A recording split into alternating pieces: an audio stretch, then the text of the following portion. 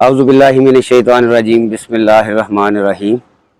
लाखों करोड़ों दुरूद व सलाम मेरे नबी हज़रत मोहम्मद सल्लल्लाहु अलैहि वसल्लम पर और आपकी आल पर। किसान दोस्तों, इस वक्त मकई जो है मुकम्मल तौर पर जो है हमारे इलाके में पक चुकी है और गर्मी की जो हालिया शिद्दत है उसमें इसके तमाम पर्दे वगैरह टांडे वगैरह खुश्क हो गए और किसान ने सोचा कि अब इसे तुड़वा लेते हैं। हम आज दो तीन चीज़ों पर बात करेंगे। एक तो मकई की कच्ची तड़ाई के नुकसान, दूसरा आजकल जो मौसम है उस हवाले से हम देखेंगे कि ये मकई इस वक्त जो सुखाने का जो अमल है शैलर करने के बाद वो कैसे होगा। तीसरा जो मकई का मार्केट में इस वक्त रेट चल रहा है हमने वो कोशिश करनी है कि उसे कवर करें। और ज़िम्मेदारों के लिए क्या टिप है कि आप लोग जो है मकई को कब और कैसे शैलर करने के बाद इसे फ़रोख्त कर सकें। तो यहाँ पर ज़िम्मेदारों दो तीन चीज़ें ज़िम्मेदार भाइयों से डिस्कस करने के लायक हैं, वो मैं आपको दिखाता हूँ। ये देखिए, ये मानसेंटो का 6321 से लगा हुआ बीज है और इस बीज की दो तीन चीज़ों में देखने वाली हैं कि इसकी लाइनें कितनी हैं। 1 2 3 4 5 6 7 8 9 10 11 12 13 14 15 16 17 18 19 20 21 लाइनें हैं इसकी। ये एक एवरेज छली है, 21 लाइनें हैं, एवरेज छली है और ये सारी की सारी ऐसे है। अब दो तीन चीज़ें जो थी वो ये जो काम है इसका ऊपर से खाली होने वाला, इसके ऊपर हम डिस्कस करेंगे और ये तकरीबन हर दूसरी छली के साथ ये मसला है। तो ये जो नज़र आ रहा है यहाँ पर, ये फौरी तौर पर ये जो है ये कमी है पोटाश की वजह से। तो इसमें अगर मतलब पोटाश टाइमली अच्छे तरीके से और अच्छी पोटाश इस्तेमाल की जाती तो ये जो ऊपर से एक तो ये दाना पिचक रहा है सूखने के बाद और ये ऊपर से खाली है, ये दो चीज़ें जो है ना नहीं होनी चाहिए थी। तो मकई की मुकम्मल तौर पर जो पैदावारी सलाहियत है मानसेंटो की, यहाँ पर मानसेंटो सीड की ये 6321 की, ये 150 मन से ज़्यादा है, पोटेंशियल बड़ा अच्छा है। तो थोड़ी सी भी अगर मेहनत की जाए तो मकई जो है वो बड़ी अच्छी निकल आती है। पहले इनकी जो दूसरी मकई हमने देखी है जो उन्होंने निकाली है वो मकई हमने जो देखा है 114 मन जो है उनकी एवरेज बनी है 22 एकड़ की।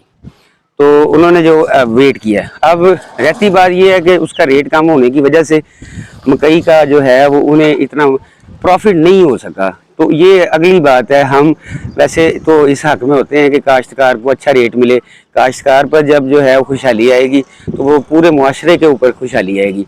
पिछले कुछ अरसे से 1 डेढ़ माह हो गया गंदम के बाद बाज़ारों में रश ख़त्म हो गया, मंडी में रश ख़त्म हो गया, हत्ता कि लोहा बाज़ार, लोहा मंडी जो होती है वहाँ पर भी कोई बंदा नज़र नहीं आ रहा था क्योंकि ज़िम्मेदार काश्तकार के पास पैसे नहीं है।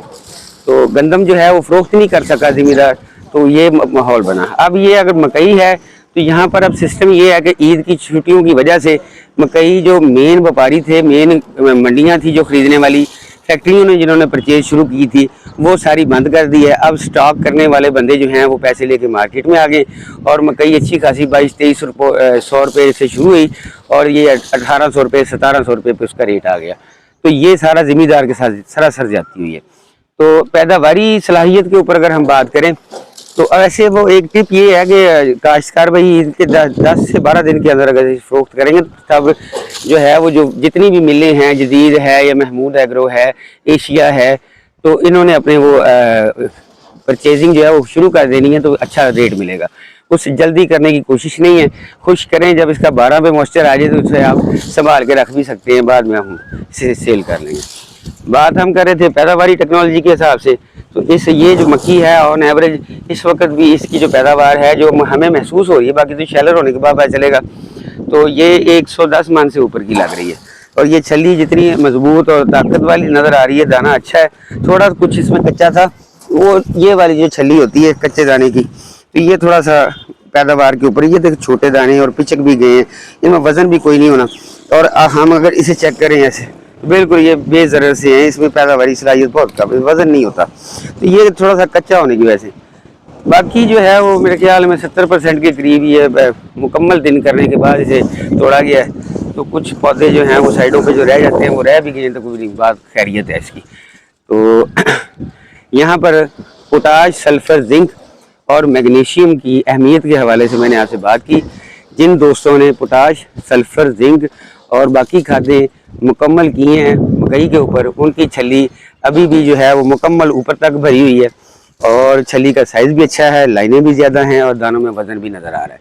उसके दाना पिचक नहीं रहा, ये पिचक रहा है। तो इस तरह नहीं है।